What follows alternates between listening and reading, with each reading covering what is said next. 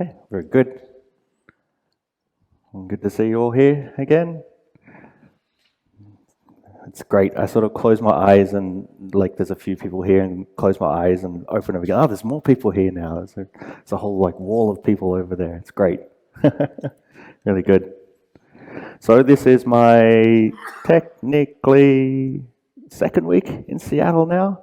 I'm really starting to feel like I'm getting a bit of a handle on what Seattle's like. I saw an orca, so that was the orca seems to be the great unifier of Seattle. As soon as you say I saw an orca, everybody's like, "Wow, did you?" And so yeah, that was one of the great experiences that I had. I saw an orca. It came really close to the boat I was on. So yeah, I'm understanding a lot more about Seattle now through whales. Seattle people know a lot about whales. They're like, "Oh, do you know the minke whale in Australia?" I'm like, "I don't have a clue about whales." So Australians, we know a lot about snakes. But Seattle people know a lot about whales. So there's a good world colliding here. So I thought this morning, I thought I'd start by asking a question. What do you think about having many thoughts? If you're trying to practice meditation and you have a lot of thoughts, is that a good thing or is that a bad thing? What's the general assumption? Yeah? The mind thinks, yeah? Yep. Yeah. What about if there's just an over spiraling and proliferation of thoughts? Is that a good thing or is that a bad thing? Yeah?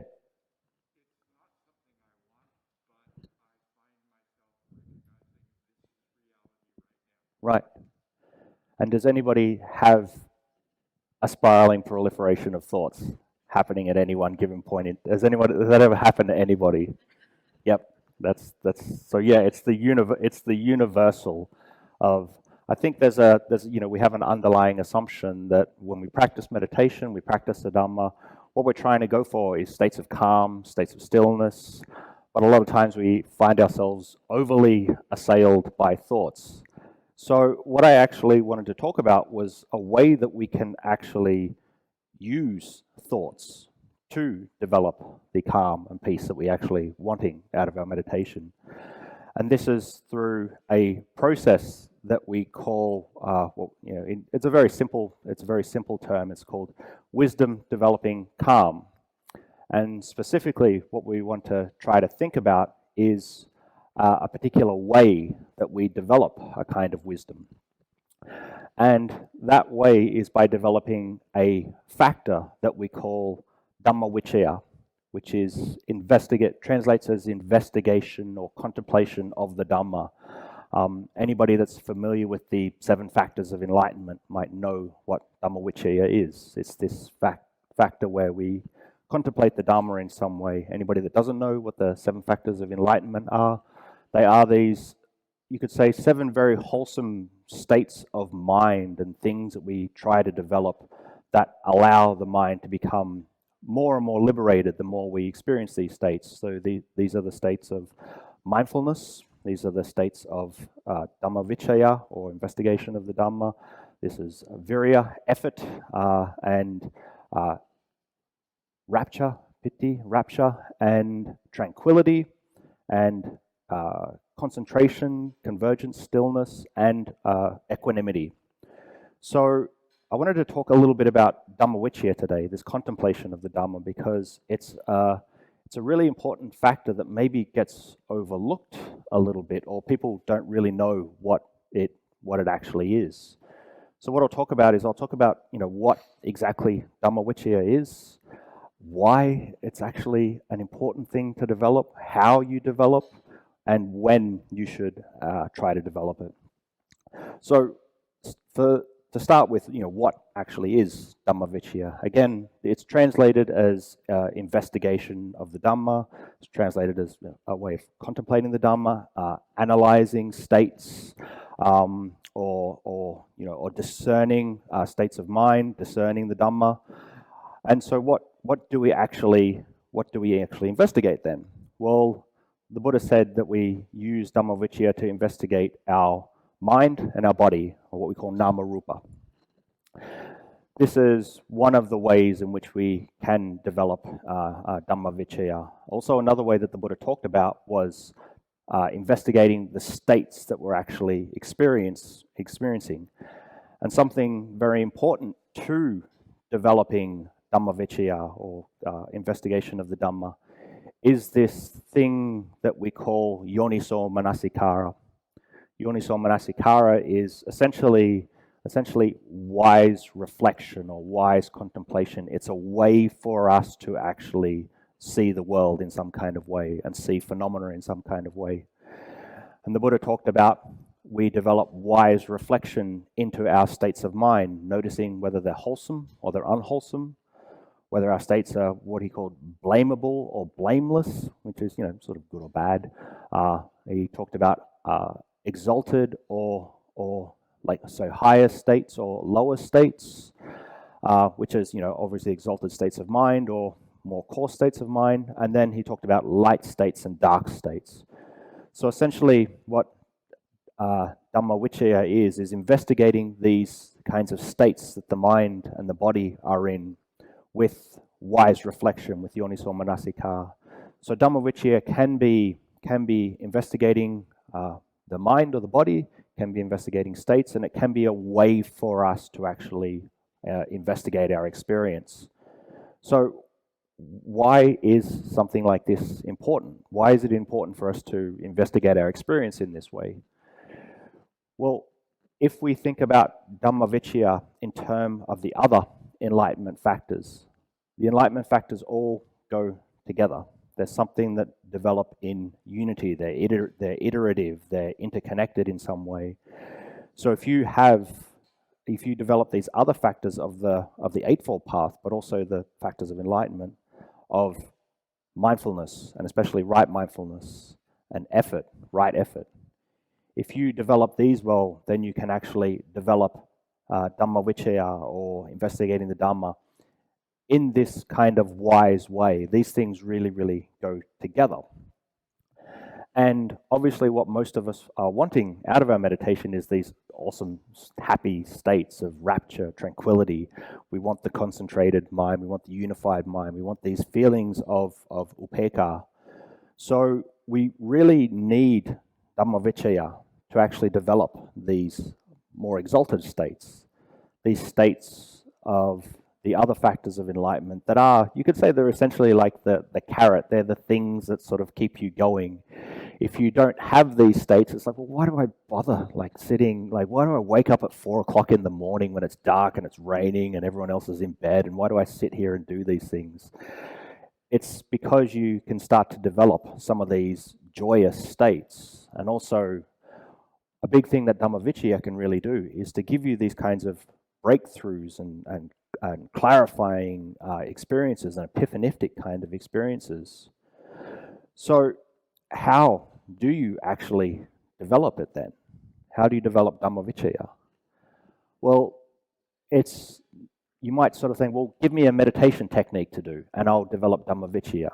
And it's not, we can get into that a little bit later, but it's not really like that. What it more is how you actually develop this, how you develop this faculty.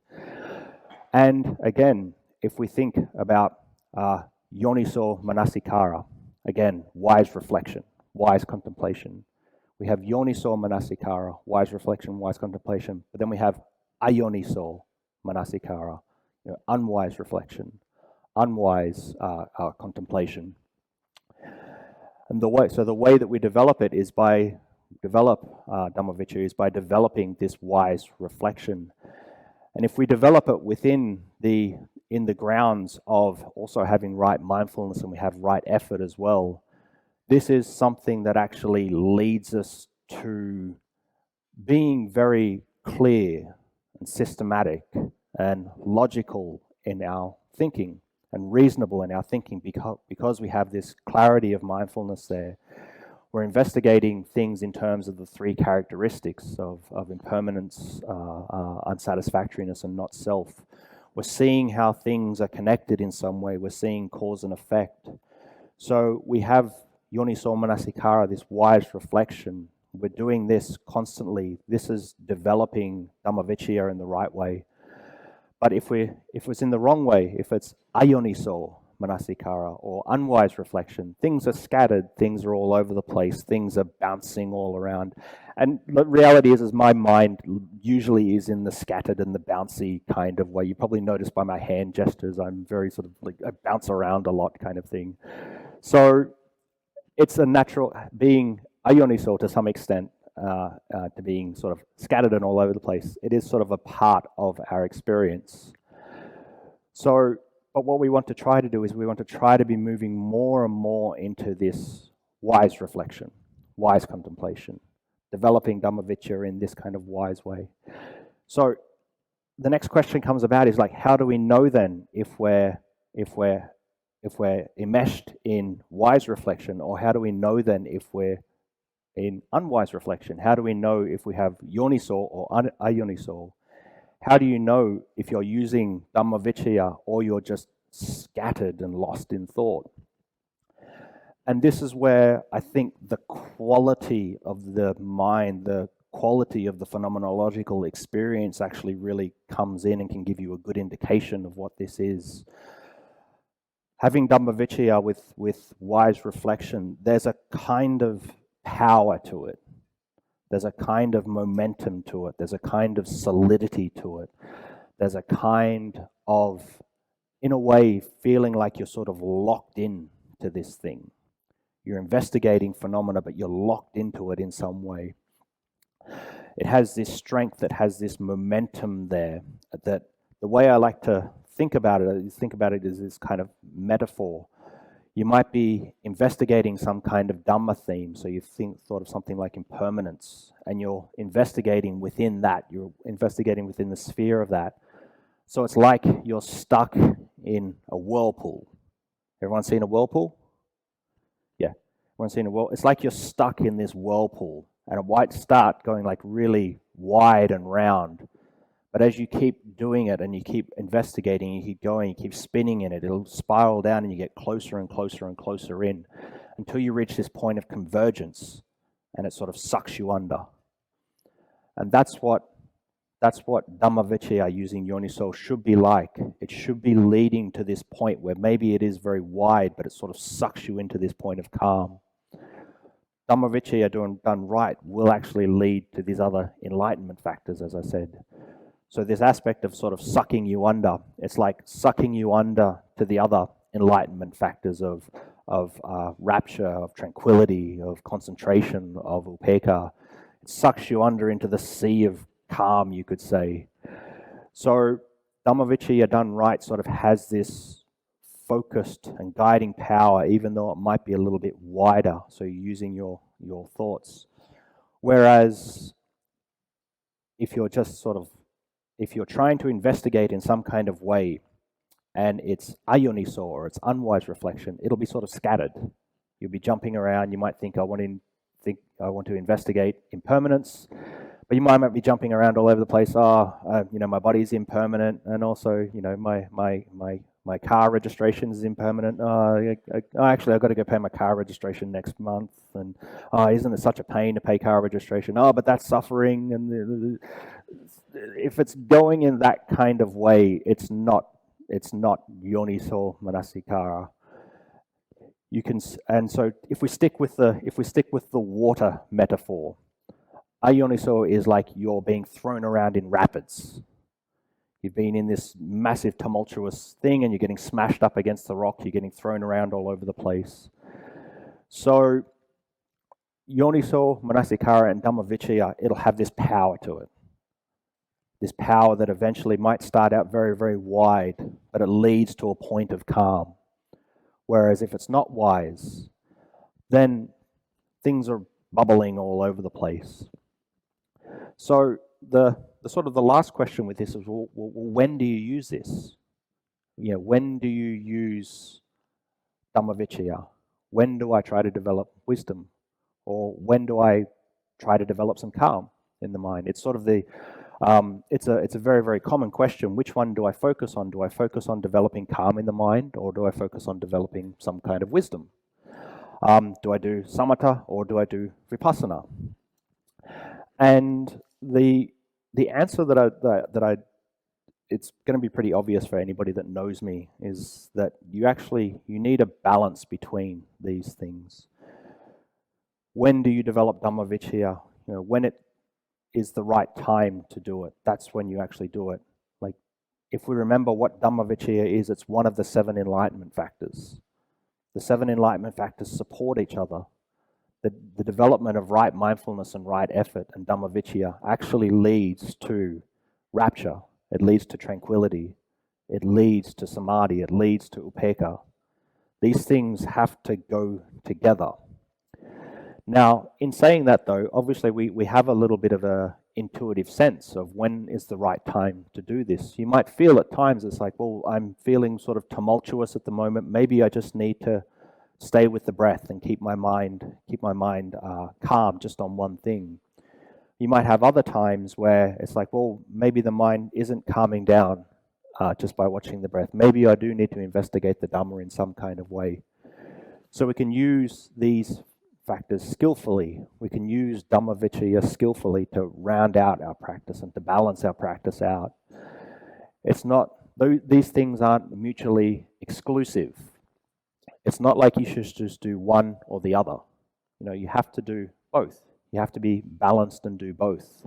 To have a well-rounded practice, you do need to do both of these things. And you'll know the right time to do them because as I said, you'll intuitively feel these things.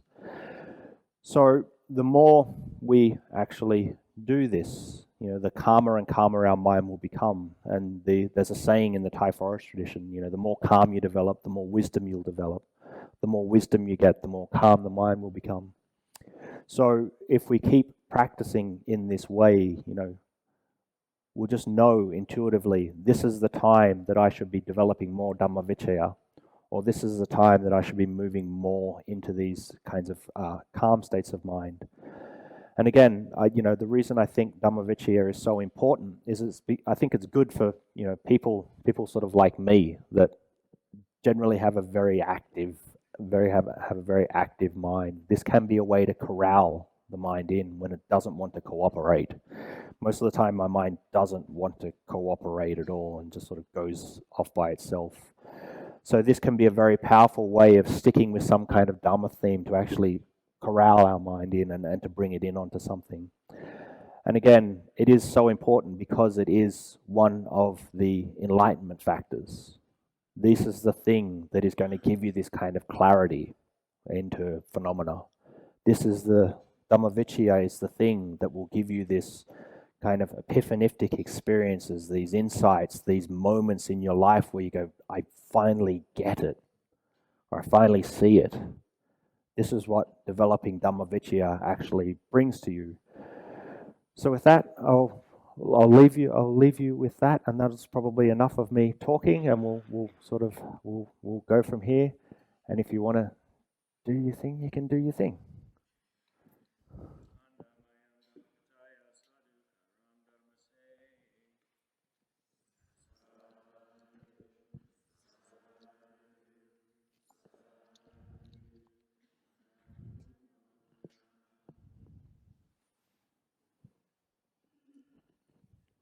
Awesome. This is usually the point in the day where it's like the wheels come off. It's like, well, what do we do next? What do we do now? So last week we did these kind of breakout room things, and I think they're cool. But like one thing I'd like to do instead maybe is, people ask me questions all the time, and I'm sort of forever answering questions. So I want to do it the other way around. I want to ask you some questions today. So for me, that's much more interesting, and I've got the microphone, so I can do what I want. So, but yeah, obviously a bit later we can have a bit, obviously be more of a discussion, and you can ask me some questions. But I just as a question that might have come up in your mind while I was giving the talk was, well, okay, that's all well and good. I should have wise reflection, and I should be investigating the Dhamma. But what are some sort of practical techniques to do that? So Does anybody have any useful ways that they can develop Dhammavicaya? Yeah?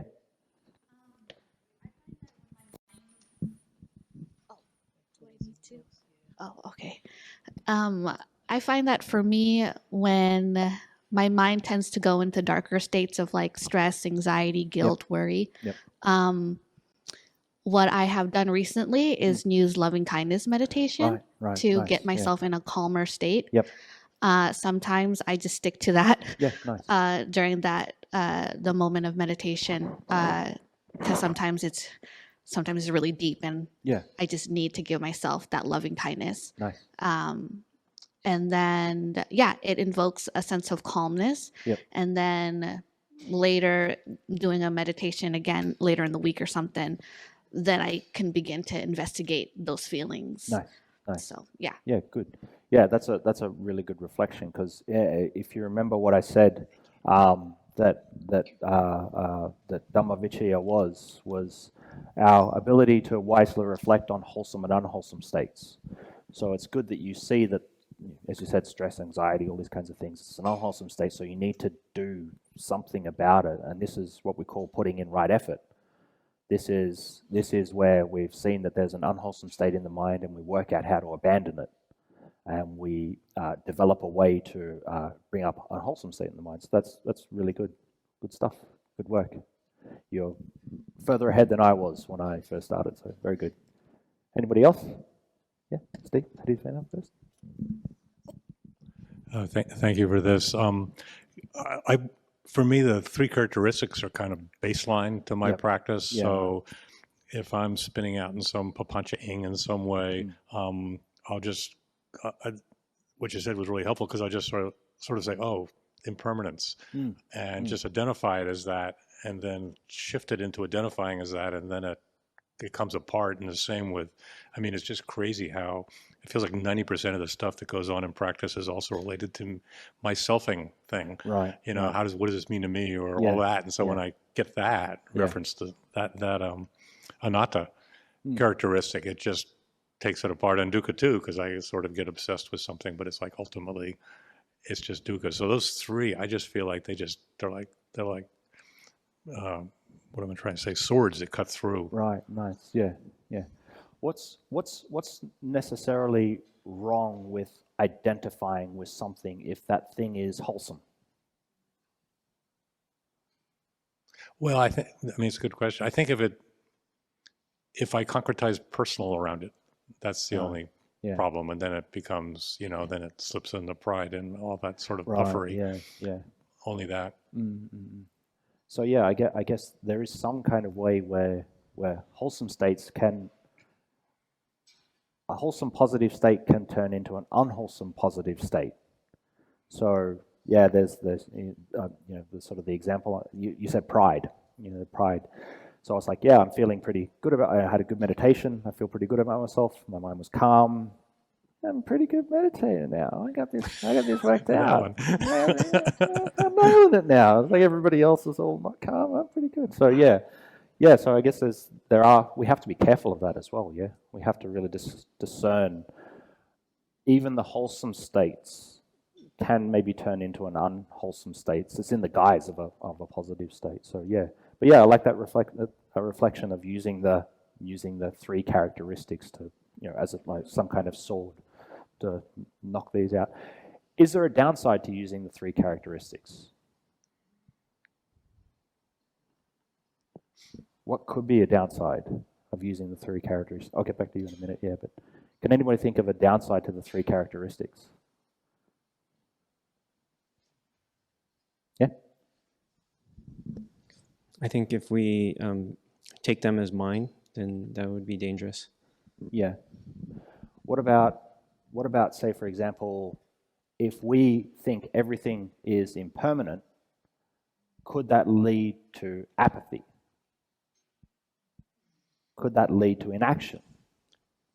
I think that it could, but there would be other, that would be due to other unwholesome states of mind, like sensual desire, ill will, and sloth and torpor.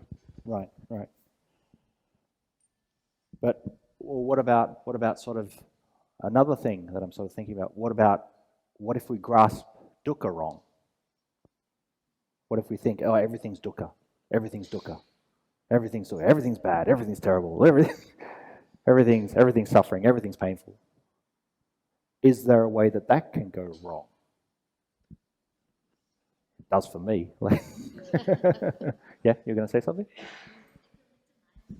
Yeah. Yeah. Thank you. It could lead to nihilism, and it can also lead to unwholesome actions as well. Right. So it's just like, well, if, why not do this thing that brings me sense, like pleasure? Yeah. That's not good for me, like drinking. I'll just use that as an example. But like, yeah, I mean, I'm just going to drink the night away just because everything's suffering anyway. Yep. So why not add to it? It's all an existential pit. It's all nothingness. And what's a way that non-self can go wrong?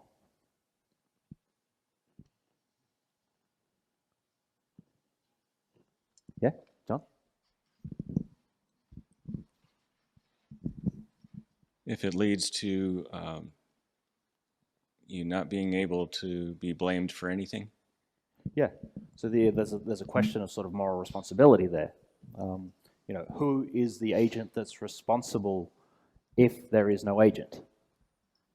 Like that's an awesome problem, and it's something I spend a lot of time thinking, and I don't have a good answer to it actually. So I think it's a very apt reflection. Anybody think of another way non-self can go wrong? Yeah. Okay. I can repeat it if you want as well. Yeah. Thank you.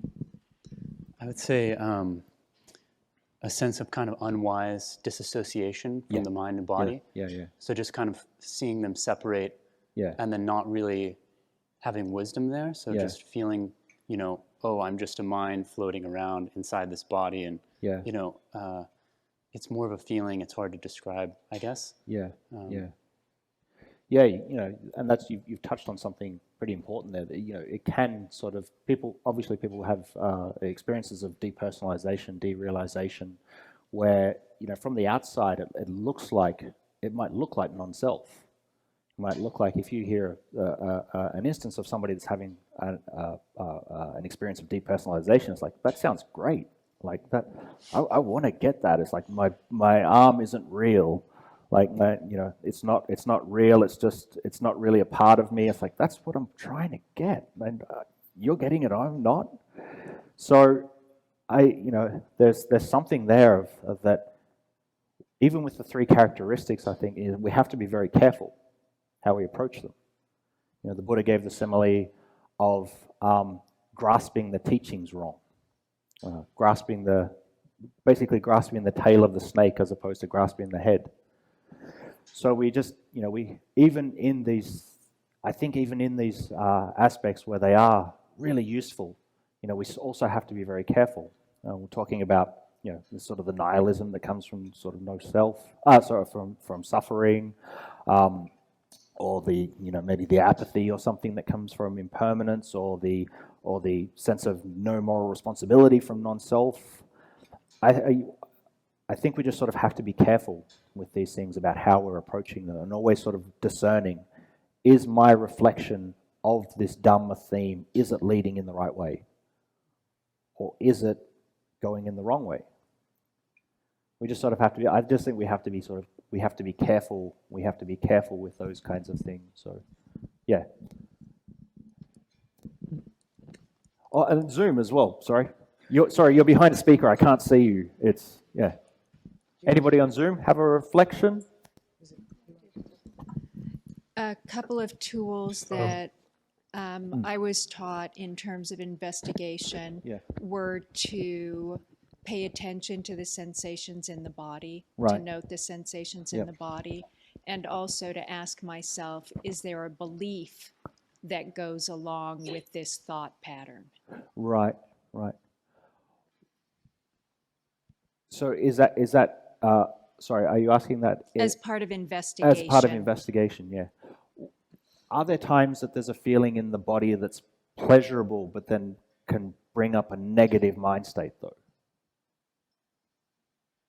You think of a masochist or something.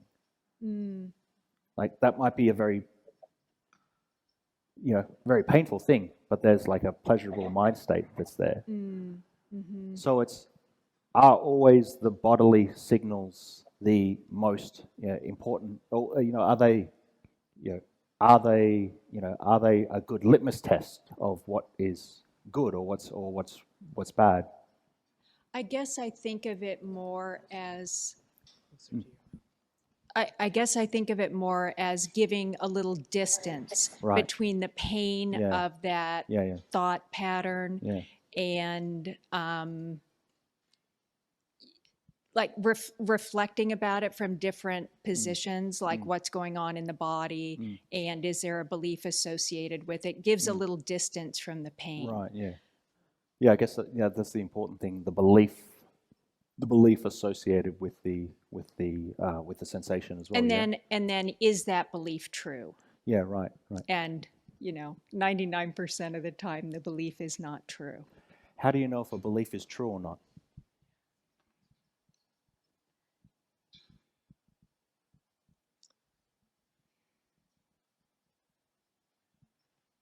Well, it's usually self-referential, like a belief about myself, for instance.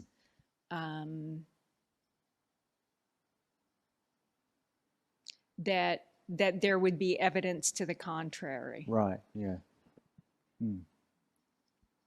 Anybody else? That's a good question. Like, how do you know that a belief is true? Yeah?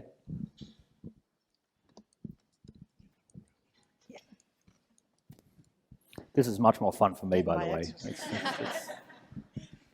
One way is to follow it to its logical end, act on it, and then see what happens in the world if I act on it as if this was true.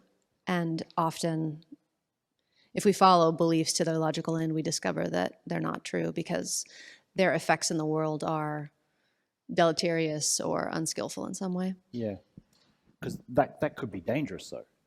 That could be quite dangerous. It's like, well, I have a belief and I think the belief is right, so I'm going to go and act on the world in that belief.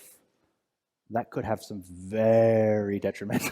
Yeah, but that's how we. I mean, and I'm offering that as not in a closed-minded way, but with curiosity and with attention. Yeah. If I act on this belief, what are the effects in the world? Right. Yeah. I guess we just have to be very, as you said, we have to be very careful. Yeah. Careful with that. Like, so we have to be very careful with our beliefs because you're right. You've touched on something there. Our beliefs usually lead to our actions. Our beliefs usually lead to a way that we're sort of like moving out into the world. Look at me. It's like, look what my beliefs end up doing to me. It's like put me in these clothes, and now I'm sort of like moving around in the world. I got called Gandhi the other morning. It's somebody Gandhi. Okay, so what we believe can transfer into real life, and we just have to be. You're right. We have to be very, very careful. We have to be careful about that, of what that action is actually leading to, because it becomes a reality. The belief that we have becomes a reality. So even if the belief wasn't true, our act of acting on that belief actually makes it a truth. We bring it into the world. You bring it into the world so it becomes a truth in some way. It might be erroneous, but it still becomes a reality. So have to be very careful. Does anybody else have any other ideas? Yeah. Oh, digital people. Yeah. Sorry, I can't see anybody's hands. We'll jump to a Zoomy Zoom. Yeah. Bhante. Sorry, that's my Australianisms. I call things like Zoomy Zooms and the YouTubies and the. Yeah. Bhante, I just want to say I appreciate your sense of humor. But going back to your original question, what might one use to develop this Dhamma Vichaya? Yep.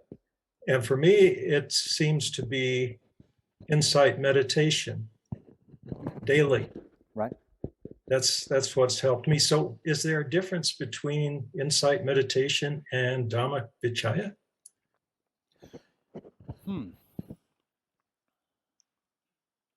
What do you mean by insight meditation?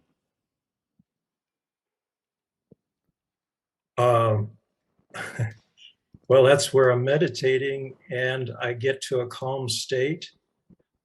And I then am able to allow whatever arises, like thoughts or emotions or whatever. And non-judgmentally, just notice them and witness them and observe them. And then these, the insights can develop. They can come on and I can realize what's going on in my mind. So again, I just wondered if there's any difference with that or Dhammavicaya. So I find it to be very helpful. Yeah. Insight meditation. For sure. It's good for that clarification. I think there's a lot of overlap. There's a lot of overlap between developing a style of insight meditation and Dhammavicaya, because if we remember what Dhammavicaya is, it's contemplating the Dhamma, it's investigating the Dhamma, it's analyzing our states, it's discerning our states, it's investigating into the nature of the body and the mind.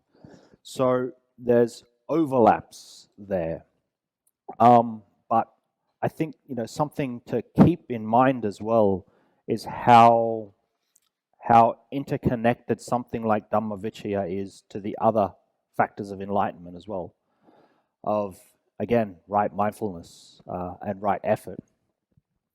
And this aspect that Dhammavicaya has within it of being able to discern what is wholesome and unwholesome, what is blameless and blamable, what is inferior and superior, what is light and dark, or essentially what is good and bad. So this ability to discern these different things in some kind of way, I think it's a very important part, because I think there's sometimes with the common understanding of what insight meditation is like you just let everything like be as it is. And that's helpful sometimes, but then it's also helpful sometimes to go, well, like we were saying before, it's like, how do I actually, if there's something that's not so good, how do I change that into something that's helpful and useful and wholesome? So they have a massive overlap. So insight meditation and developing Dhammavicaya have a massive overlap. You could say, they're pretty on the what's it called, the Venn diagram of Dhammavicaya and insight meditation. They probably overlap quite a lot, but whenever you get into constructs, if the more you sort of pass them apart, you do notice some little differences there. But yeah, I think way more similarities than there are differences. So, yeah. Thank you, Bhante. No problem. There's one more? Yeah. Yeah. Can you hear me? Oh. Yep. Hi, Ajahn. Thank you so much. Regarding the question of whether or not a belief is wrong, something that I've been doing, I call it Google Earthing, where I'll zoom myself out.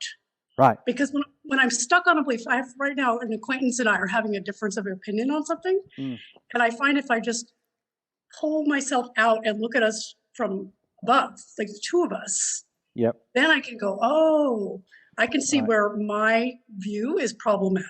Right. And that's been something that's kind of been helpful to do. Nice. Sort of pale blue dotting it, Carl Saganing it. And is that what you sort of mean by that? Or is it your sort of, or you're like thinking of the person and you as well? Or is it like really, really zooming out?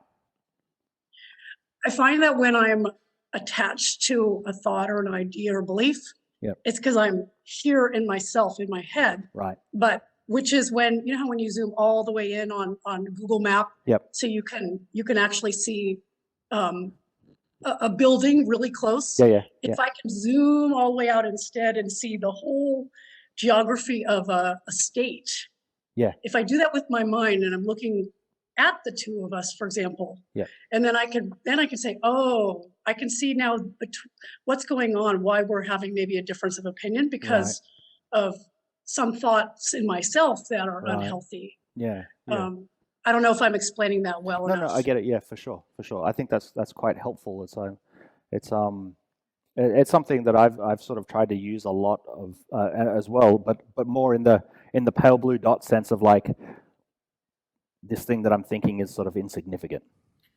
It's massively it doesn't really matter that much, but that can sort of lead to for me it leads to kind of a sense of ease about that. But some people can be terrifying. But does it lead to a sense of ease for you and an ability to let it go, or can it go astray? It allows me to see. I'm kind of referring to when I'm having a difference of opinion with someone or difficulty with someone. Yep. It allows me to watch the relationship from afar instead of being stuck within myself. And then I can catch myself if I'm doing things that are not beneficial. Yep. And I can change course. So for me, it's really helpful. Nice. Good stuff. I believe you had a technique as well. Yeah. Didn't get to you. You did put your hand up ages ago. Quite all right. Yeah. I was reacting to your question about what do you do when you've got thoughts intruding. Yeah. And I was really aware that this morning I had that happen. Right. And I found a solution that is sometimes useful. Yeah. There was an incident that occurred at the door. Right. Somebody was here who was not part of what we normally do. Okay. And he was brought to my attention and some remarks about him, and I kind of assessed the situation. And he was leaving. Yeah. Then he came back in. And he was asking, do we have blankets here? Right. Did we have a gift card? Right. And I felt very uncomfortable at the time having to tell him no. Yeah. And not knowing what to do. And then he left again. Sitting on the cushion, you were talking about if you have a difficulty or a pain occurring. Yeah. And that struck me. And I recalled the difficulty in my own feelings at the door. And then I just let it play as it would. And this whole series of things slowly came. Gary, you could have invited him over to have a cup of coffee. You could have shown him the food and asked him if he wanted something. You could have shown him to a chair over here by the many tables we have. Just give him a place to quietly eat and rest in where it's relatively warm and it's dry. You could have asked your colleagues who know these books over here better than you do what might be an interesting thing for him to be given to occupy his mind, especially if he's not familiar with any of what we do. Yeah. And what would it have been like for him to just sit here quietly and relax while we all meditated and enjoyed this experience that we have every Saturday? All those things occurred to me, and I had this difficult feeling of guilt standing at the door by the time I came to the end of that whole train. Yeah. What occurred was a very calm sense that the next time I'm the greeter at the door, I think I might know what to do. Yeah, nice. That was what came when I was trying to think about my breath. Yeah. And this actually brings up something that I'm really interested in is like sometimes the positive power of a negative emotion, like guilt. Like guilt can be useful. Guilt can be something that's useful. Obviously, as part of Buddhism, what we're doing is trying to abandon negative states in the mind, but sometimes they're useful because we can learn from them. Obviously, we don't want to sort of spiral down into guilt and sort of, you don't want to be for the next 3 years sort of racking your brain about these kinds of things. But there is some utility in some of these what are seen as more negative states. So yeah, I think it also shows an element of Dhammavicaya within it, because Dhammavicaya is investigating some kind of wholesome or unwholesome state wisely. And that's what you're doing. It's an unwholesome state and you're investigating it wisely. And you're trying to change it into a wholesome state. And so there is this kind of negative state there, and this negative state sort of propels us to do something good, propels us to investigate it in some kind of way where we can change this into something that is a lot more positive. So yeah, there's a lot of times what we try to do is we try to run away from any kind of negative mind states that we have. But sometimes I think we can use them, but as long as we tread carefully. Yes, I have a history of being completely crushed by guilt. And in this case, fortunately, I was able to just recognize what it was, the discomfort, and let myself go into it. Nice. And it resolved. Nice. So yeah, good. It's good. You learned your lesson. It's very good. There was another question? Oh, one there. Where? Online? Yeah. Okay. Okay, go ahead online. Is that Iris? No? Somebody else had their hand up. Mary?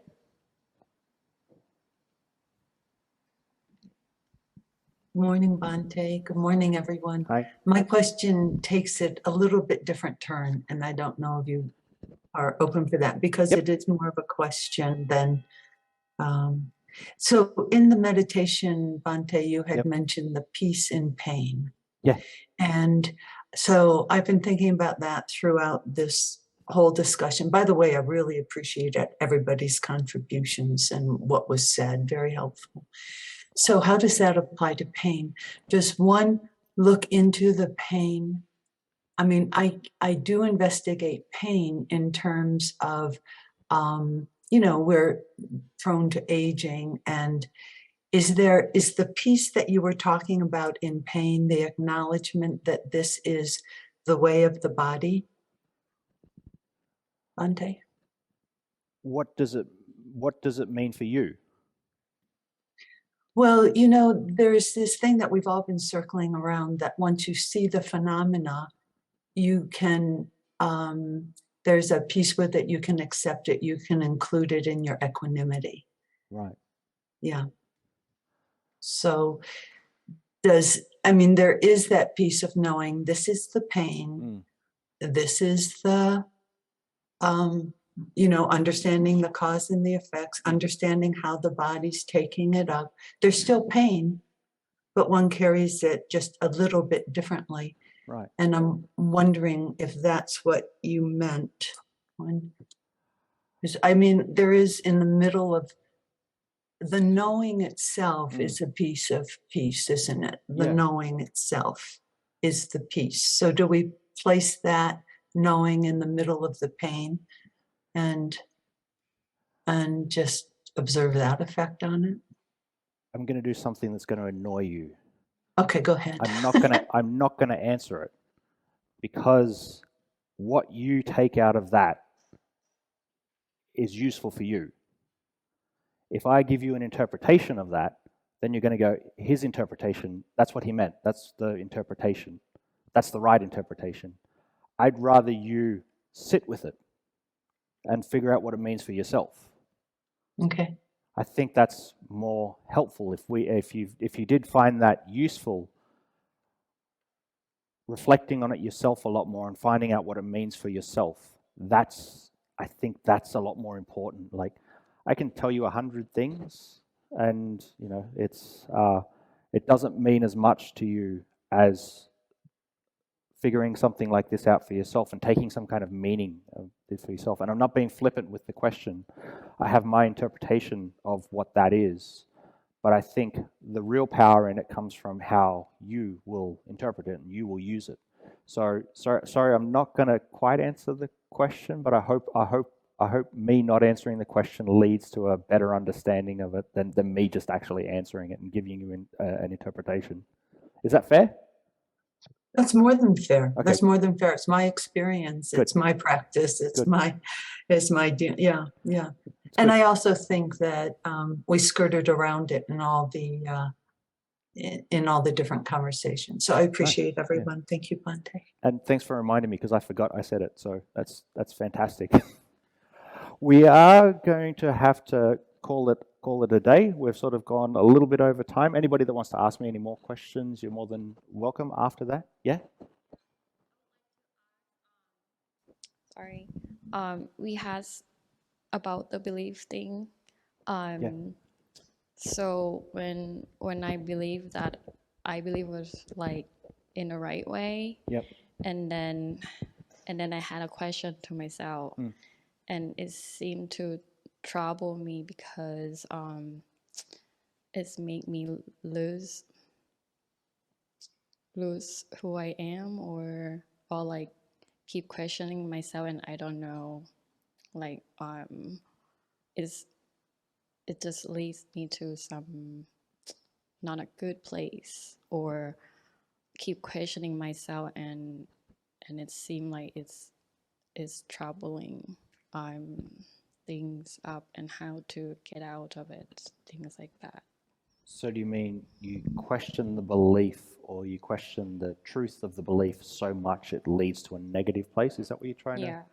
Yeah, it's there's something about you have to sort of see if something's going in the right direction or not. Mm-hmm. If something's leading to calm a lot more.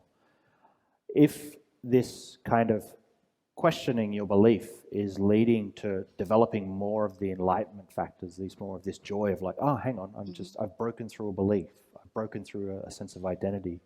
This brings this sense of joy, this sense of rapture, then that's something that's moving in the right direction. But if you're questioning these things and they're leading to these kind of darker states, if you remember what Dhammavicaya is like discerning between wholesome and unwholesome, dark and light states, exalted and inferior states. If we know that our doubting these beliefs or questioning these beliefs is leading into more of those darker ones, then we have to go, okay, we're going on the wrong track. Mm-hmm. That's wrong. You could say, in a Buddhist sense, that's wrong effort, because you're allowing yourself to move into unwholesome mind states.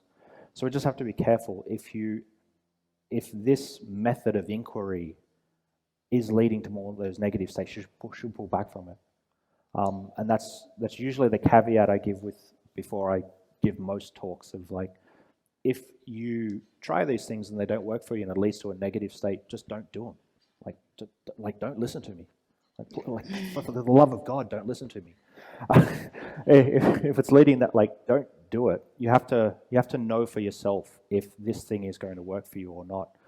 And if it's not working for you, yeah, just pull back from it. Pull back from it. Try to develop something else. Maybe try to reaffirm a useful belief. You know, I have a useful belief that being kind and generous to people, this is going to improve my life. Focus on that belief instead of focusing on is everything meaningless in life? Focus on the beliefs that you know that will be helpful and useful to you. So you have to sort of change the scope of what you're focusing towards. So, does that make sense? Yeah, and I just wonder how to taste it, like how to taste that belief is true. Yeah, it's. I mean, I can ask people, but I need to understand it myself in a way to. Yeah.